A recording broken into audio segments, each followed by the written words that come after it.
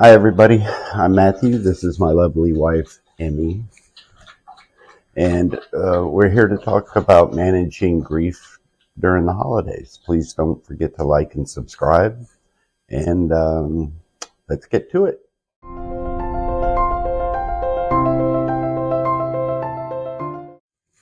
And action. Hi, I'm Emily Ross, and this is the lovely Matthew. We're here today talking about managing grief during the holidays. Don't forget to hit like and subscribe. And as always, I'm going to encourage you to go over to the Facebook page and join the conversation. So a lot of people have been commenting on the Facebook page about grief and loss during the holidays. And I felt like that was an important subject to touch on because the holidays don't hit the same when you're missing people and the traditions and things that went with that. I don't know if you want to share about what we were talking about yesterday. Yeah, sure. Well, I certainly know about loss during the holidays. You know, here in the States, a lot of us celebrate this Christmas, which is family getting together, for our family getting together and exchanging gifts and being sweet, trying to be sweet to each other. And it really kind of all starts around Thanksgiving in the States. And then there's this whole season, a month-long season of celebrating family, kind of. And that's sort of the spirit of Christmas. Well, in 1992, my dad got in a car accident and broke his neck. And that was on December 23rd. And Christmas is on December 25th. So he was in the hospital, paralyzed, and so we kind of forgot about Christmas that year. It was way down on the list.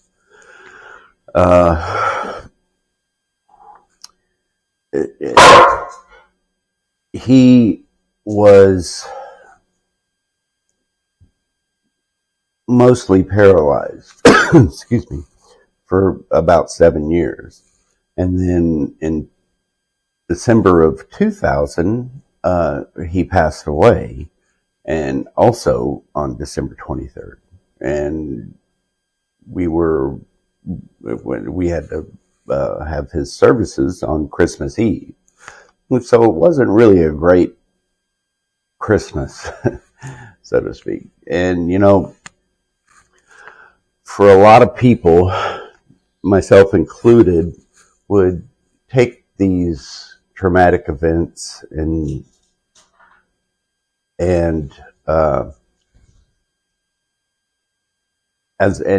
kind of use them as an excuse to not celebrate at Christmas or at Christmas time. You know, this is how about managing grief? Well, I manage my grief by drinking a whole lot of alcohol, and that was just a coping skill that I had used my entire life, and it had consequences. And so, you know, trying to deal with the hardest thing that's ever happened in my life around this time of year, your mind really goes off into left field. Thoughts of self-harm or just running away. Running away is my thing, just trying to escape. And so I didn't manage those holidays very well after the accident, and then after we had several good Christmases after the accident. But after he passed away, he was kind of the glue that held our family together. And you know, my brothers and sisters and I just really haven't celebrated Christmas together like we used to. So we'll fast forward to nowadays. And kind of what I've learned about Christmas and holidays and living in general with grief is that, yes, I miss him terribly. I really do. I probably think about him every day. He was my best friend. And although I miss him terribly, I don't want to mourn the fact that he's gone. I would rather celebrate the fact that he was here and remember the things that made our relationship special. So what I think about during these holidays is just how great Christmases can be and used to be. The things that we used to do as a family or with me and him alone. And it was difficult to get past, those depressing bad parts that humans generally think of, and just try and have bring up memories of that make you feel better about it. A lot of times I mentioned that he had broke his neck, so he spent 7 years in agonizing pain and very humbly asking people for help with daily activities. So, I can look at his passing as, well, at least he's not suffering anymore, So I've taken a lot of what Christmas meant to me and him and our family, and I've just kind of carried it with me and brought it with me to our family, to her family.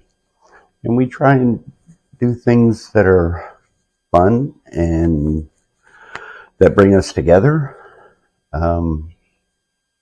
We try to be compassionate and generous to one another and everybody that we come in contact with. But I still have these, I miss him. I told Amy yesterday, I think, that I've been thinking about my dad. She goes, "Oh, does that make you sad?" And I was like, "No, I just miss him." And I miss my mom too. But that's what I got. Matthew said thank you for sharing that. Mm-hmm. Matthew said some really important things, and he kind of brought you along the trajectory of how grief is for a lot of people. Initially, we humans kind of tend towards maladaptive coping skills, the things that work quickly. For him, it was drinking. For me, it was drinking. We want the intense emotions to go away. And so many of us struggle and kind of go down a path that feels easier at the time, right? For me, the loss of my grandmother, and then the suicide of my mother, and then sharing the kids with their dad. And I'd be alone a lot on holidays, starting at Thanksgiving. And so it was lonely, and I felt very disconnected. And for me, I thrive in connections. And so when I don't feel connected, I struggle. My soul hurts. So I had gotten into a pattern of hating Christmas and really just kind of doing the bare minimum to not feel like a bad mom. And Matthew came along and was like, no, that's not how we do Christmas. And we're going to start Christmas at Thanksgiving. And we would celebrate so constantly. And I say he brought the magic back to Christmas for me. My grandmother was the glue for me and my family, and helped everything be magical and helped everything be special. And when she was gone, although I had decades with her, when she was gone, I didn't really know how to do that by myself, or I didn't really feel like I wanted to, because she was the magic to me, and I didn't even want magic anymore if I had to miss her so much. And it took a while. Grief takes a long time. And you heard the dates that Matthew shared, and he's missing his dad this holiday season. Grief. And I had a friend that said it so eloquently: grief is like the honor we give the people who we loved. And it's a lifetime, right? I think of my grandmother every single day, and I'm not sad about that. I love that she's present in my mind, and her influence on me had such a profound impact. I feel so honored that I got to spend part of my life with her. So managing grief during the holidays, especially when there's been a lot of time in between the loss and the holiday. I mean, for us, it's been over a decade each, right? And so sometimes we feel shame or guilt or like we don't want to share that, because I get afraid people are going to be like, well, that was like a decade ago. What are you doing? Still talking, like, get over it. Aren't you a therapist? I get that a lot. Aren't you a therapist? Don't you know how to fix that? No, I don't. I still have the full range of human emotions, and I still struggle and suffer with challenges, same as every other human. So I'm grateful and lucky and blessed that I have a spouse that I can be like, hey, I miss my mom today. And I hope that I provide the safe space for him. But there are some practical tips. We'll give you some practical tips about how to manage grief. And the first one is really honoring your feelings. It does not matter how much time has passed. It does not matter if the person you're missing passed away during the holiday or not. My grandmother passed away in July. And I mourn her a lot during the holidays. That part doesn't matter. You can grieve whenever it comes up. I say invite it in and let it stay for a while. And it doesn't have to be a person. It can be grieving the loss of a relationship. I mentioned, having to share my kids with their dad, and that was hard for me. I grieved that a lot. Animals. I mean, there's so many different losses that humans experience. Loss of a job. There's a lot of different things. So if you're feeling that grief and sadness, honor it. The more we buck up against feelings that we don't like, the bigger they get, the louder they get. They demand expression. They don't care if you feel like they're reasonable or necessary. They just want you to acknowledge they're there. And if you're brave enough to do that, often they'll go away or get less intense. Yeah, and try and find some healthy coping skills that she talks about a lot. I wouldn't suggest anybody taking the path that we took or I took. Because like I said, it has consequences in it. And really, even though that temporarily numbed some feelings, it made them a lot worse. So yeah, find healthy coping skills. So what I try to teach is that the feelings are valid and they deserve expression, and they're patient. They will wait, and they will hide in your body, and they will hide anywhere they can find until we are ready to process them. So I didn't start processing grief over my mom's completed suicide for probably a decade. And it waited patiently there for me. And I thought if I just numbed out, if I just got drunk, if I just wasn't conscious to it, that eventually the feelings would just go away or get less intense. But they were as intense, if not more, when I waited. So, and they shocked me, right? They weren't shocking at the beginning. They were shocking a decade later. I was like, oh, you're still there and you're very loud. So you don't do yourself any kind of a favor by trying to put it off.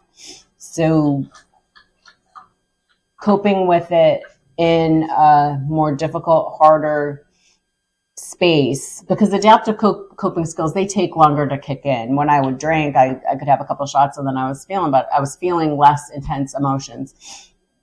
With running, it takes me a while. It takes me a couple weeks of consistently running every day to feel that siphoning off of the intensity. Yeah, and something else that I noticed, for a very long time, I could only recall when I would think of my father and mother were just the really hard feelings, these mind's eye images of how bad things were for them.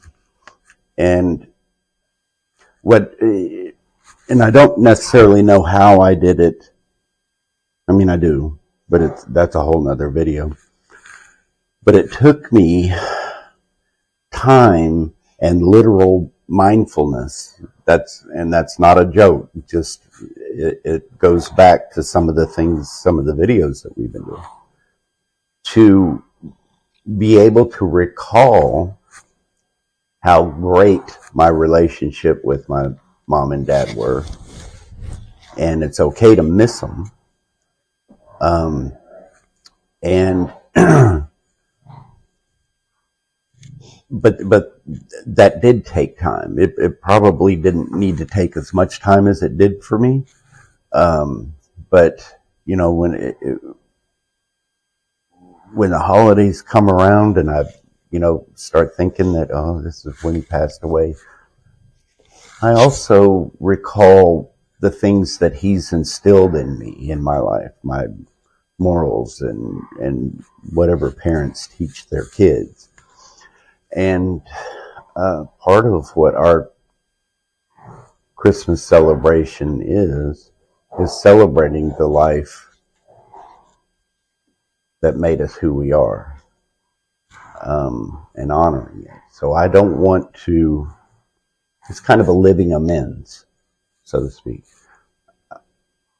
I don't want to wallow around in my own misery for something that happened 20 years ago or 13 years ago or whenever. I want to celebrate the fact that he's given me that spirit to enjoy, and I can pass it along and hopefully become what he's become to me, to somebody else. So I don't know if that made any sense at all, but I said it. So. I mean, it made sense to me. So another question that I got that was really interesting is how to grieve or mourn the loss of somebody who's still here. And I feel like you'll be good at speaking to this too, because when there's a loss of functioning in our parents or anyone that's close to us, and they don't show up the same way as they used to because of physical ailment or dementia or something else. In my family, it was because of substance use. My mom was an active addict for, really her entire life. So there were pockets of time that she just couldn't be present. And I feel like I mourned the loss of her so many times over so many decades of my life that when she actually really did complete suicide, it was so familiar to be mourning her that it just, I guess I was tired of doing that. But mourning people who are still here adds a whole layer of pain and difficulty, a whole layer of things to cope with, because they're physically present, but they're just not the same.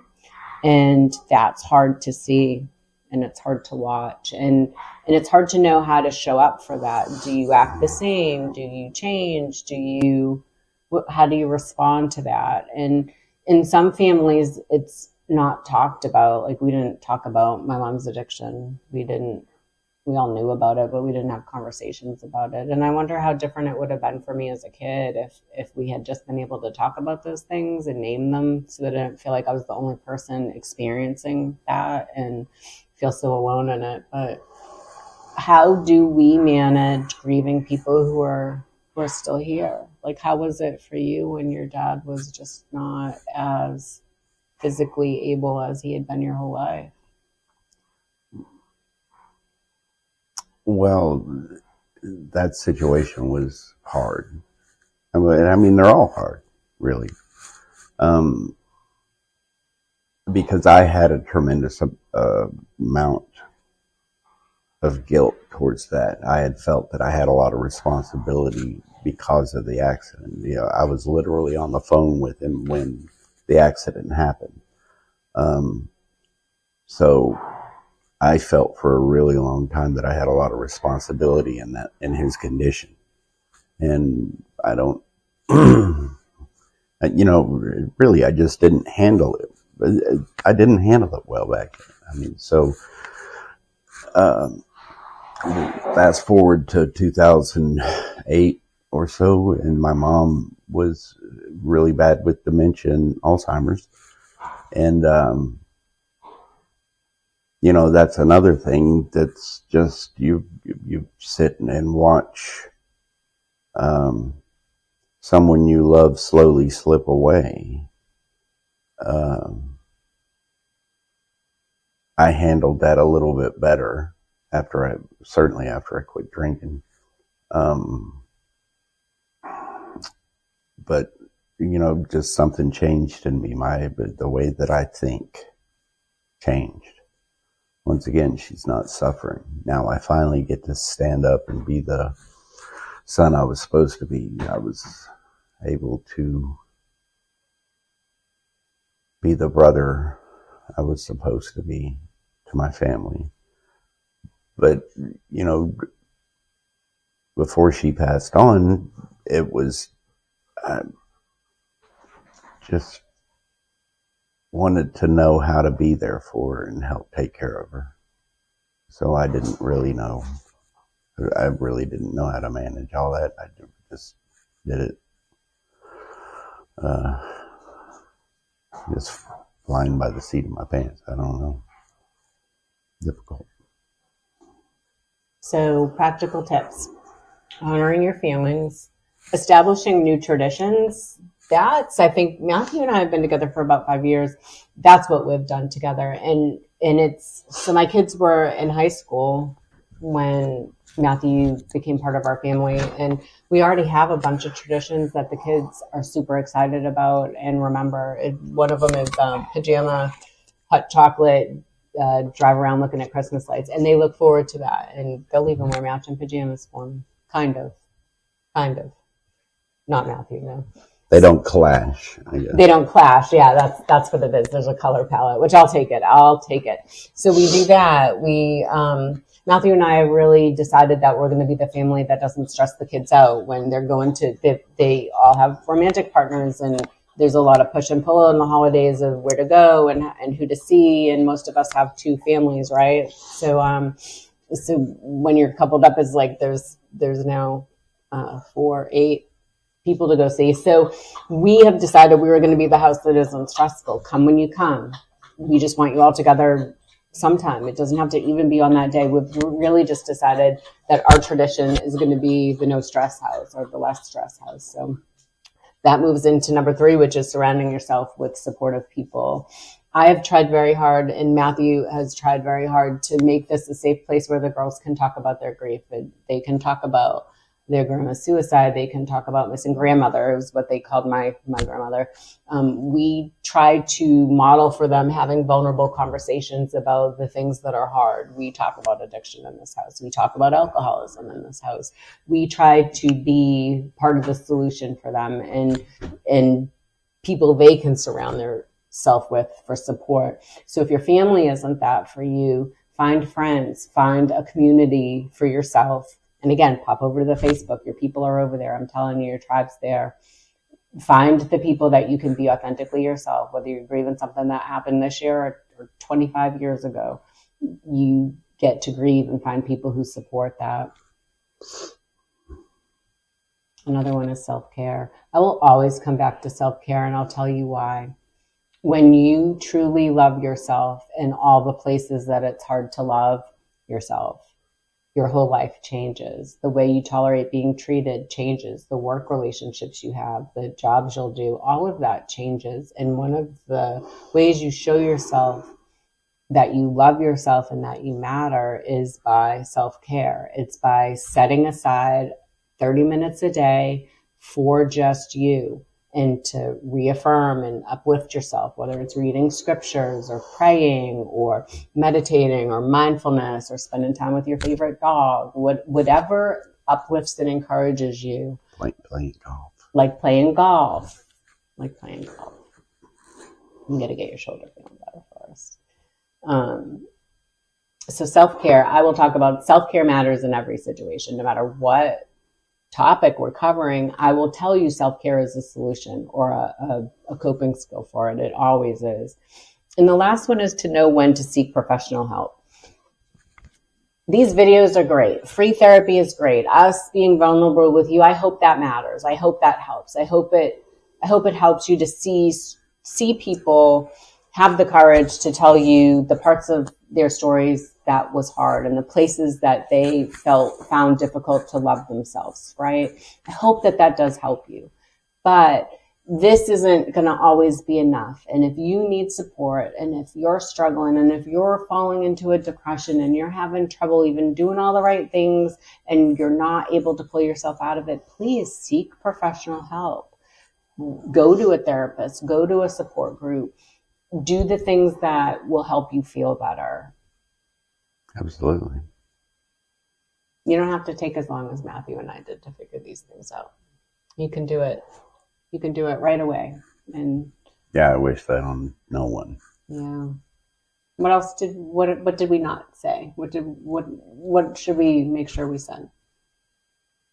I don't know. I think we did pretty good. Yeah, we did all right. If you have questions, comments, things you want us to expand on, as always, put them in the comments. We really care about this being viewer driven. We want to answer your questions and we want to destigmatize mental health for you. And we're doing that by trying to be very vulnerable ourselves. So hit like, hit subscribe. You don't want to miss any of this free mental health content. Tell a friend, show somebody who you know is grieving this holiday and help encourage them in this way. And don't forget to pop over to Facebook. A lot of people have bad things to say about social media. Social media can be so strongly positive, and it can really be a big part of destigmatizing mental health if we use it in the right way. And part of that is leveraging and amplifying the voices of people who don't usually have one. So please pop over to Facebook, follow the page, ask your questions, and we wish you peace if you're grieving this holiday. We do. You're not alone. You aren't either.